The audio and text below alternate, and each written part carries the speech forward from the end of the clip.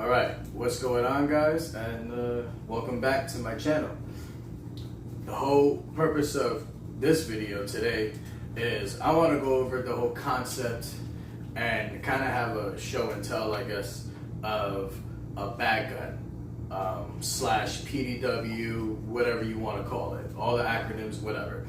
At the end of the day, it's just a small concealable weapon that you could keep in a backpack or duffel bag or my even a big enough purse. My wife sometimes carries big ass purses, so I'm sure she could probably conceal my Defender in there. But basically the whole concept of it is, well, the whole purpose of it is for WROL, SHTF, whatever. Basically just if the world goes to shit and I'm at work or I'm outside with my wife doing something or whatever the case is, and I need something capable right then and there. Marley, get down. Go away. On your bed. Motherfucker. So I need something right then and there besides my typical everyday carry, right? Besides this, I need something a little bit more capable that has the same capability of this, but just something a little better. Long story short, right? So at the end of the day, let's stage this a little better. So something happens. Oh shit, let me take my bag off. Boom, boom, boom, boom. There you go. And you're ready to rock and roll. So this has been my favorite gun to shoot lately, other than my SBR itself. This has been my definitely been my favorite firearm. So some might even call this cursed, because I definitely think it is to some extent. But I love it. It's been I've put a ton of rounds through this so far, and I've loved it. I like to refer to it as my ghetto MP7 in a sense. So what this monstrosity is basically an MPA Defender, right? I have the pistol grip and the mag well that happens to take Glock mags, and I did that on purpose so that I could actually put the same mags that goes to my pistol in here and vice versa. It's all it's versatile basically. And just to show you, right, this is my other spare mag that I typically carry on me, but literally boom, and we're not going to charge that, but we're just going to leave it like that. But literally fits perfectly fine. It doesn't take Glock 19 mags, but it does take Glock 17 mags, which Glock 19X, Glock 17 frame, whatever. If you know, you know. But yeah, this is, at the end of the day, this is basically just a clone of the Mac 10, I believe, or Mac 11. I don't remember which one is the larger one. But this is basically a clone of that, but just made to look very tactical, I guess. So relax. So everything I added, relax. Come on. Hey, on your bed. On your bed. Relax, chill out. So basically what I added to this, right? We'll start with the standard tip to butt. I don't remember the name of this exact compensator, but it's been amazing so far. It makes the gun super fucking loud, super loud, but she shoots extremely flat, just stays down the entire time. So obviously it's 9mm, so the recoil isn't too bad, but it is a direct blowback. So every time you fire the gun, the bolt comes back and it just slams back forward, just to cycle the other round.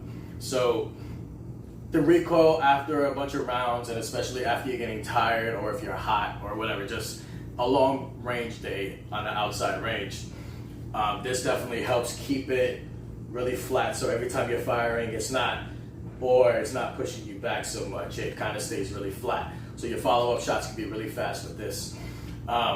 I did happen to switch out this entire upper right here because the original upper is god awful. Well, it's not god awful, but basically these iron sights right here, these iron sights are extremely trash. They're there. It's one of the iron sights of all time, I guess, but they are trash. It's definitely accurate, but it's garbage because especially with the brace on, or even without the brace, you gotta really sink low. Like the cheek weld is crazy. You gotta get real low on it, basically, and line it up, and it's no bueno. So I switched out the entire upper so that I could use a pick rail so that I'm able to mount an actual red dot to it. And as far as the light and the red dot, those wasn't I didn't put too much money into those because at the end of the day, this is 9mm. It works really well. This is an Olight. I know I got into a little debate with somebody in the comments about an Olight, but it was on sale. It was like 70, 80 bucks on sale, I think. It's bright as hell, works really great, and it fits the purpose I needed to. So cool, it's my gun, my money, I can give a shit. But, and then the SIG Romeo 7S, this was on sale for maybe 100 bucks, I think. So I definitely snagged one of these up. I did have a different optic on it, but I wasn't a fan of having the EOTech style reticle on a platform like this, so I just went with the basic, just circle dot. Well, not the circle dot, the basic dot overall. It works great so far. Once she got zeroed in, which didn't take much work, once she got zeroed in, it shot really well. And this one also has the side cocker version. So just like any typical direct blowback 9mm, I added this A3 tactical vertical foregrip, which this is not SBR, this is still a pistol, and this isn't a 90 degree,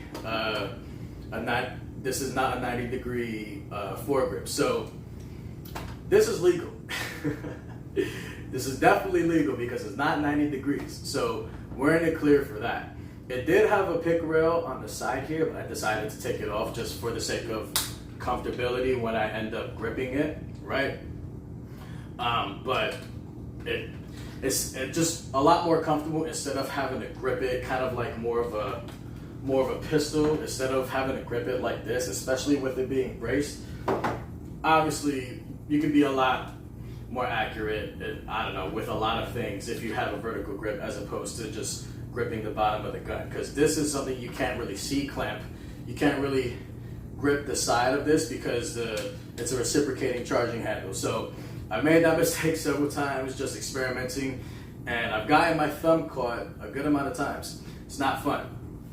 Now with this, if you're wondering what the hell this is, at the end of the day, well, this trigger is kind of trash, to be honest with you.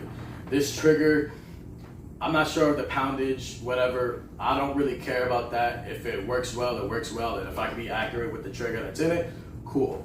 I'm not even sure if they have trigger upgrades for this. I didn't look into it because I don't really care. I've been training with this shitty ass trigger since I bought it, and whatever. I could be good with that. But the only drawback with this that I have is the trigger slap on it is like maybe after 3 mags, your index finger is fucking numb. And my wife really likes this gun, but even she was saying the trigger slap on this is pretty gnarly. So I just took some self-adhesive bandage, and I wrapped it around here, and it makes it a lot more comfortable when firing. There's that for sure. This is just for the sake of grip. I mean, there's nothing much more you need to look into other than that. It just helps me with the grip. Especially, I don't know about you, but I get extremely hot, and whenever I get hot, I sweat a ton. So I like having extra grippies, I guess, on my firearm so that I'm able to, not slip after, doing a little drill or something. And then this right here is the Strike Industries folding brace. It folds in both directions, right? Well, if I could get this bitch open, there we go. But I prefer having it on this side so that when because I stow my gun like this in my bag in this way. So at that point, when I pull it out, I can immediately take my left hand, because here I'm already gripping the pistol grip, because it's all about training with your shit, staging it, trying it out, see how it's gonna happen in a real situation. That's the point of having a bag gun. And that's your responsibility if you're gonna carry it like this in such manners. You have to know how to use your shit. It's not just buy it, shoot it once just to have fun with it, and then you put it away. No, train with your shit. Actually know how it operates, know the manual of arms, know your weapon. It could be the most shittiest gun in the world, but if you know your gun and if you know how to make it run, even if it is really shitty, then it's your gun, you know it, do your thing, you know? Live long and prosperous, king. But at this point, I could pull the gun out, slap it with my left hand, just pull that bitch out, stick it in here, grab my 31 rounder that's in here, loaded, and then there you go, you're ready to rock. See, and it's so simple. It maybe takes, I don't know, 5 seconds, if that. And then on here, I just have a single point sling.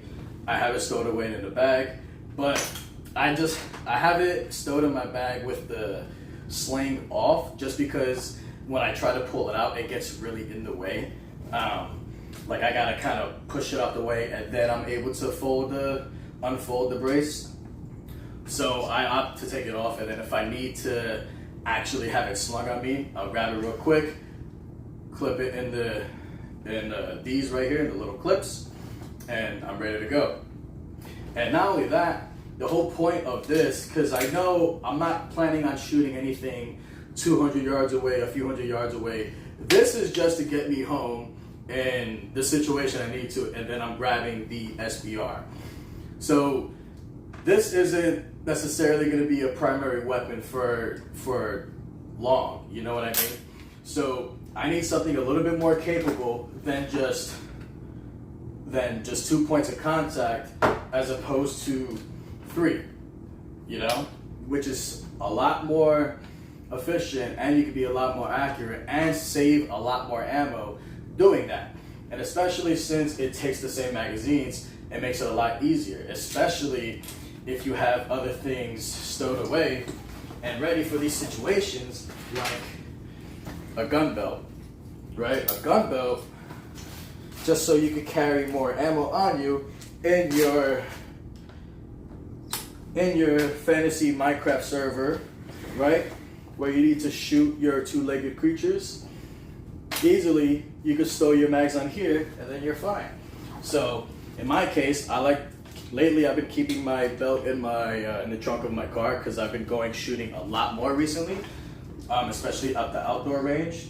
So I've been keeping this in the trunk of my car, so it's ready to go at all times, I guess, if I needed to.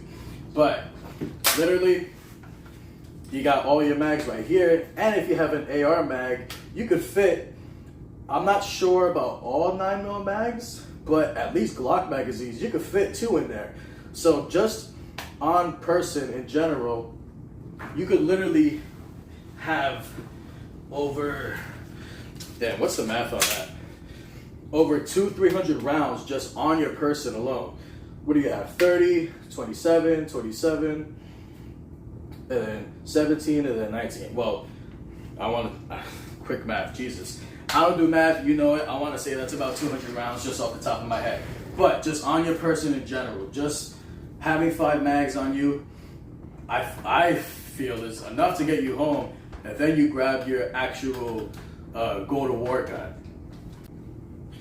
And like I was saying earlier, this is more of a thought piece and concept video based on the whole concept of a bag gun or a PDW, right? Very short in overall length, right? If you have the brace folded, very short in overall length, stow it easily, right? Boom, ready to go.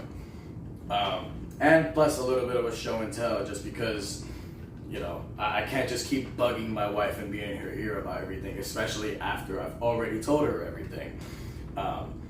Because if you have loved ones, if you have family, then you gotta keep them updated too. You can't just be a lone wolf in these situations. You need people to have your back and support you, especially if you're gonna spend a stupid amount of money on this.